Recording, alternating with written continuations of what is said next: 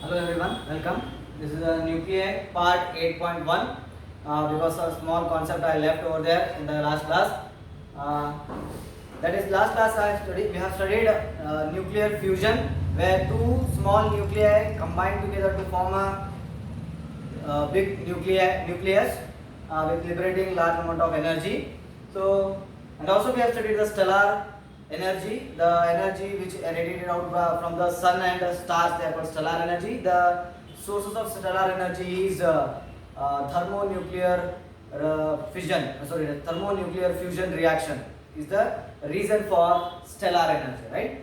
So the hydrogen atoms, actually what happens in the sun and stars, the hydrogen atoms fuse together to form a helium nuclei by liberating huge amount of energy.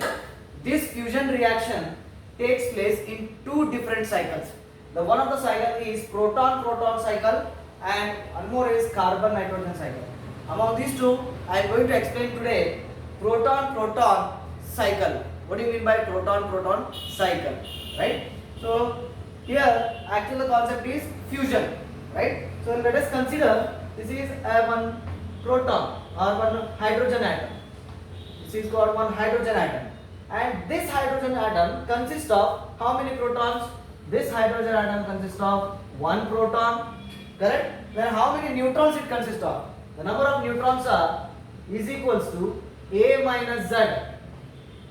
A minus Z, which is equal to 1 minus 1, which is equal to 0. That means number of neutrons in hydrogen atom is how much? 0. Therefore, purely I will call this 1H1 as proton.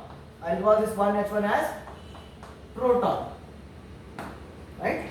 So instead of calling hydrogen atom, I will call proton, purely proton.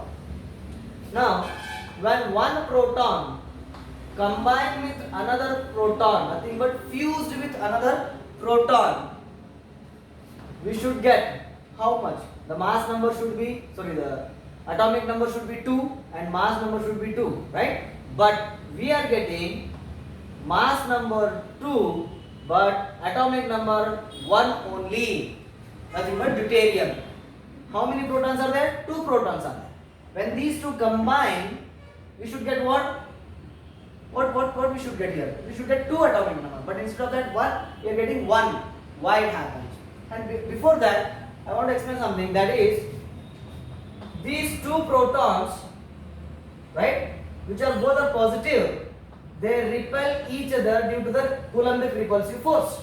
They are not going to fuse at normal conditions, correct? If you want to fuse these 2 protons, right, these 2 protons if you want to fuse, there is a condition for it. What is that? These 2 protons must be moving with a very high velocity, towards each other at very high temperature.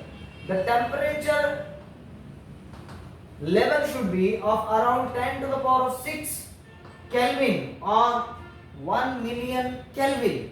At that high temperature, there is a possibility of combining these 2 protons, and that is going to happen in this equation.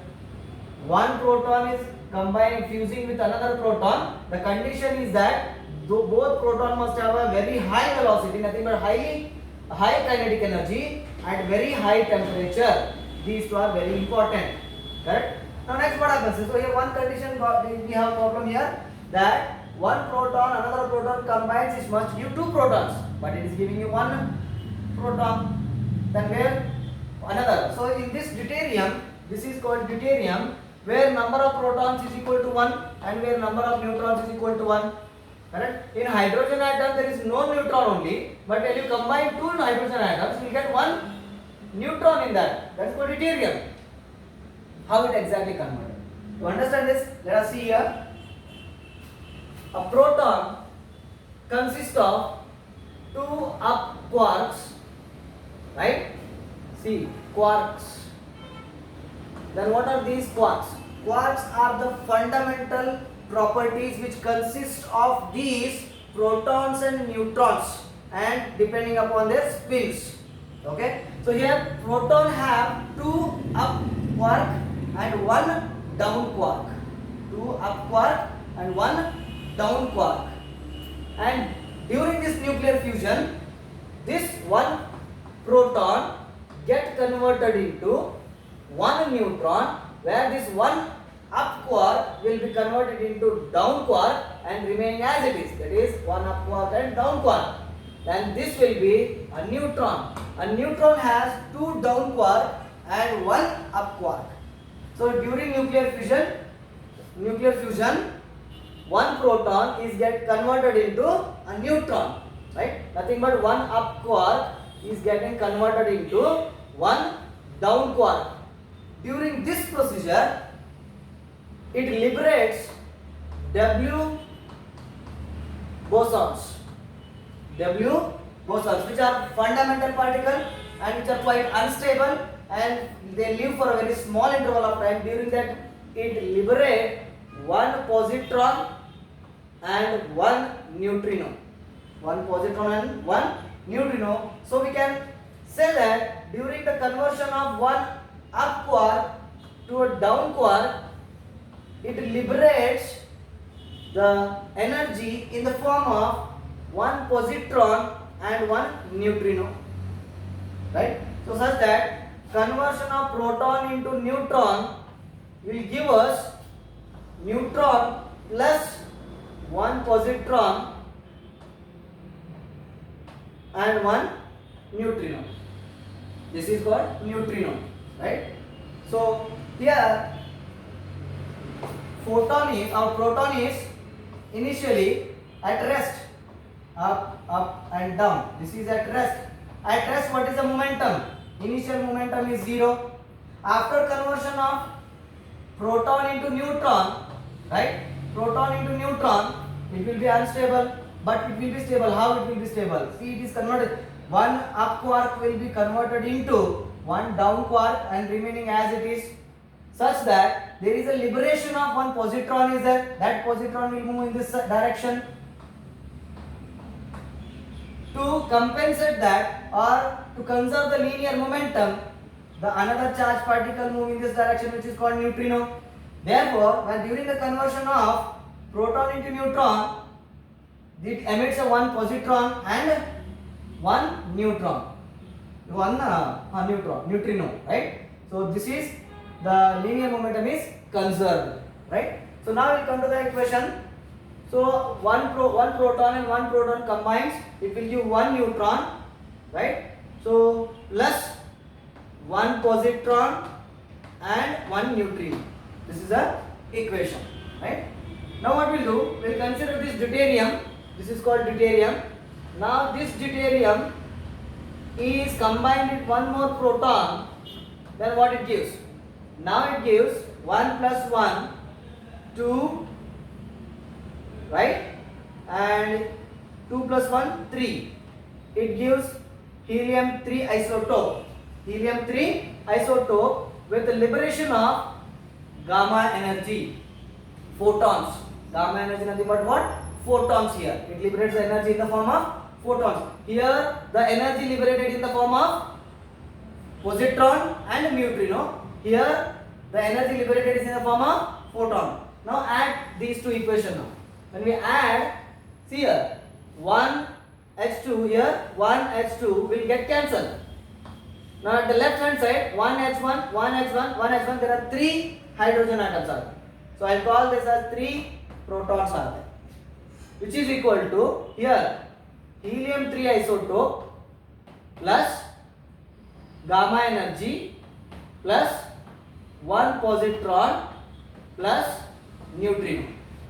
So this is a reaction taking place. Now what we'll do with this helium isotope 3, if you again fused with one more proton, right, which gives you how much? 2 plus 1, it must be 3, right? But it is giving you how much? 2 helium 4. Where this one neutron is gone? Again the same reaction takes place. Here one up quark will be converted into one down quark. During this process, one proton is get converted into neutron by emitting the one positron and neutrino.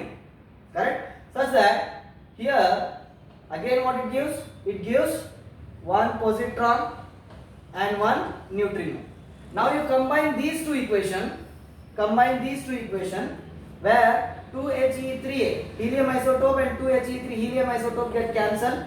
So here remaining what? 3 protons, 3 H11 plus 1 H11, which is equal to 2 helium 4, and remaining here how many positrons are there? 2 positrons, 2 neutrino and 1 gamma radiation. So 1 gamma radiation plus 2 positrons and 2 neutrino, right? Here energy is, where is the energy? The energy is in the form of gamma radiations, 2 neutrinos and 2 positrons and neutrinos, right?